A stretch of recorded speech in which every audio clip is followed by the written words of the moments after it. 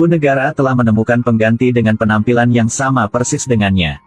Suami dan keluarga Si sementara diserahkan kepada Anda. Paola mulai menginstruksikan pengganti.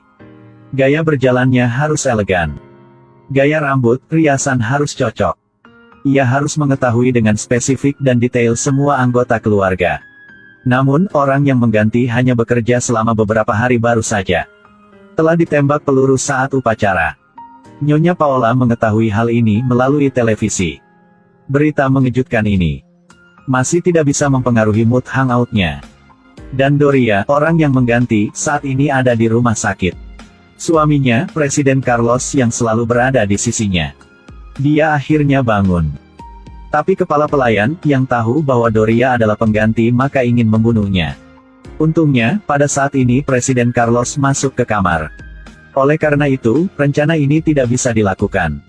Kepala pelayan menelepon untuk Nyonya Paola. Mengatakan bahwa Doria telah sadar kembali.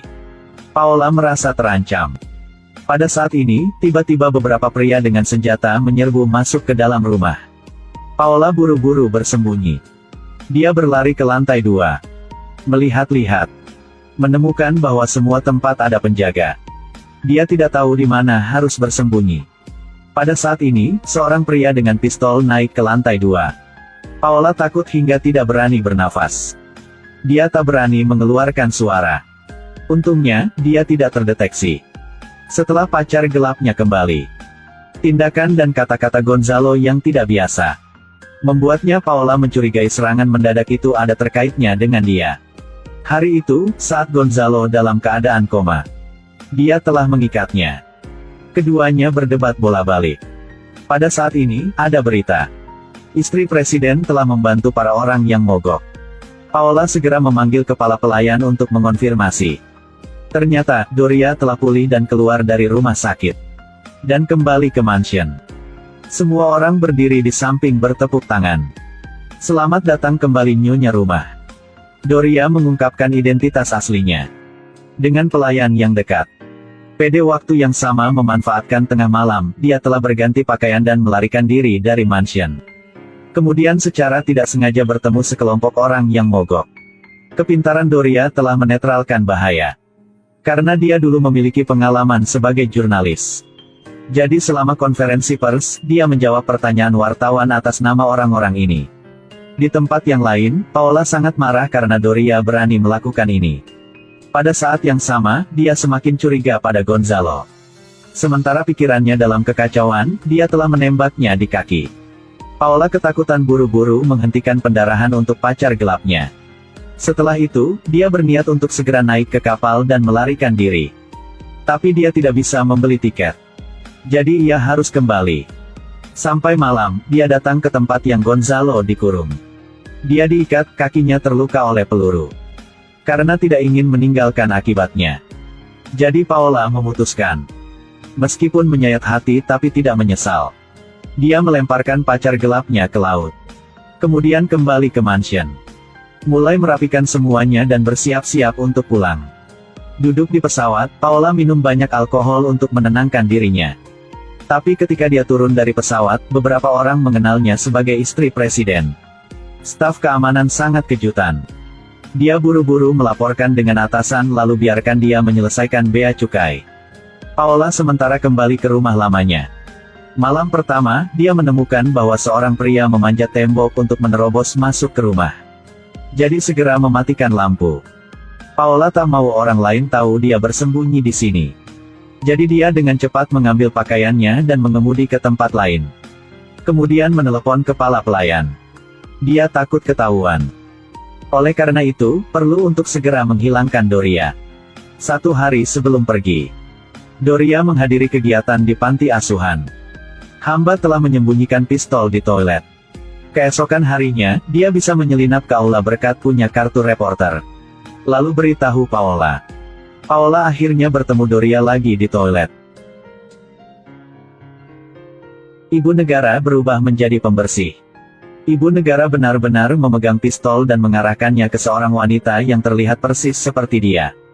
Tujuannya adalah untuk merebut kembali identitas yang mulianya. Ketika Paola ragu-ragu, pengawal masuk dan mengundang Doria untuk keluar. Paola harus bersembunyi di sudut. Ketika dia sampai di rumah, dia mulai ragu-ragu. Sejak awal, dia seharusnya tidak mencari pengganti. Sekarang ada banyak hal rumit yang terjadi. Rencana kali ini telah gagal. Paola pikir ide yang baru. Dia memakai gaun yang lain. Kemudian riasan kembali seperti semula. Kemudian pergi ke rumah sakit. Temukan dokter yang dia kenal. Mulai berpura-pura. Dia mengatakan dengan dokter. Dia sangat tertekan. Bahkan juga muncul halusinasi. Dokter reassures Paola. Katakan padanya untuk duduk, ambil napas dalam-dalam untuk mendapatkan kembali ketenangannya. Keesokan harinya, dokter ini pergi menemui Presiden Carlos. Mengatakan bahwa semangat Nyonya tidak terlalu bagus. Presiden Carlos merasa sangat sulit untuk memahami. Ketika pulang ke rumah, dia melihat istrinya sangat senang berbicara dengan tamu. Doria akting perannya dengan sangat baik. Setelah para tamu pulang, dia bertanya padanya, apakah Anda tidak apa-apa? Doria tercengang. Pada saat ini, Paola katakan pada kepala pelayan bersiap untuk menunggu kabar baik. Dia menelepon dokter lagi dan melanjutkan berpura-pura. Dia sangat senang. Tertawa terus-menerus. Di sisi ini, Presiden Carlos juga segera menerima telepon dokter. Dokter menyarankan Nyonya untuk segera pergi ke rumah sakit untuk mengobat. Presiden datang untuk mencari Doria. Doria mendengar bahwa dia harus pergi ke rumah sakit untuk mengobat. Agak panik. Saya tidak sakit sama sekali. Mengapa mengobat? Secara lahiriah keduanya adalah suami istri. Tapi tidak tidur bersama. Presiden juga tidak mengerti istrinya. Meskipun beberapa hari terakhir ini, dia menemukan istrinya ada sesuatu yang tidak sama seperti sebelumnya. Dia ramah lebih baik dengan semua orang di rumah. Bahkan keduanya sudah makan bersama dan berbicara bersama. Suasana yang santai dan menyenangkan seperti ini belum pernah terjadi sebelumnya.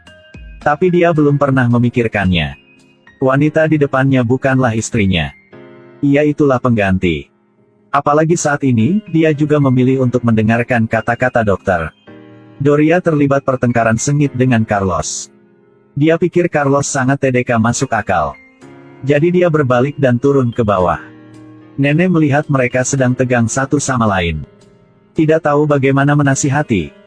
Tepat waktu ini, dokter datang. Semuanya berpikir bahwa demi kesehatan Nyonya, jadi dia harus dirawat di rumah sakit. Seperti itu. Doria diseret ke rumah sakit oleh perawat. Tidak peduli bagaimana dia menjelaskannya, itu tidak akan berhasil. Doria dikirim ke rumah sakit jiwa. Paola sedang mendengarkan musik. Baik mendengarkan musik maupun menari dengan liar. Bahkan dia juga melompat di tempat tidur. Berpikir untuk kembali menjadi istri presiden.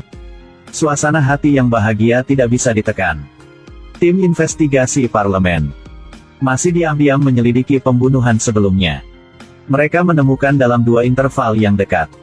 Ibu negara telah muncul di dua tempat yang berbeda. Jadi mereka mulai curiga dan mengikuti. Dua anak Presiden Carlos makan nasi tidak merasa enak lagi. Dibandingkan dengan ibu negara sejati. Mereka lebih suka pengganti. Anak perempuannya sangat sedih. Nyonya sebelumnya menurut perasaan anak itu. Hanya ibu tiri yang dingin.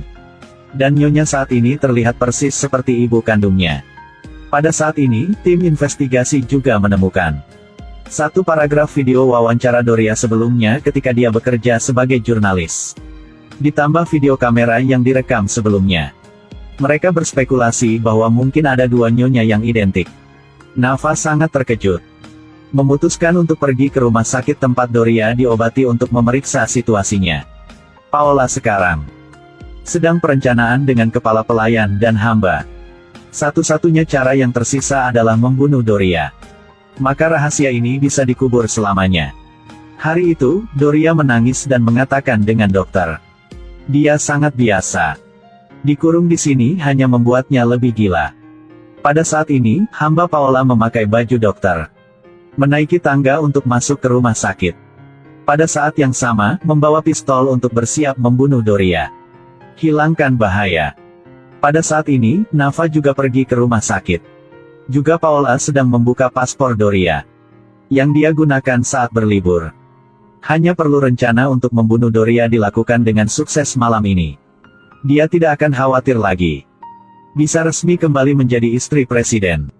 Paola dengan senang hati mematikan lampu dan meninggalkan rumah tua. Benar-benar tidak menyadari kepala pelayan yang berteriak di sisi lain. Ternyata dia baru saja mendapat kabar mengejutkan. Menelepon Paola tapi dia tidak menjawab telepon. Jadi dia berlari di sini. Dua orang bergerak menuju satu sisi. Tepat waktu ini. Ternyata mobil Paola dipermainkan dengan buruk.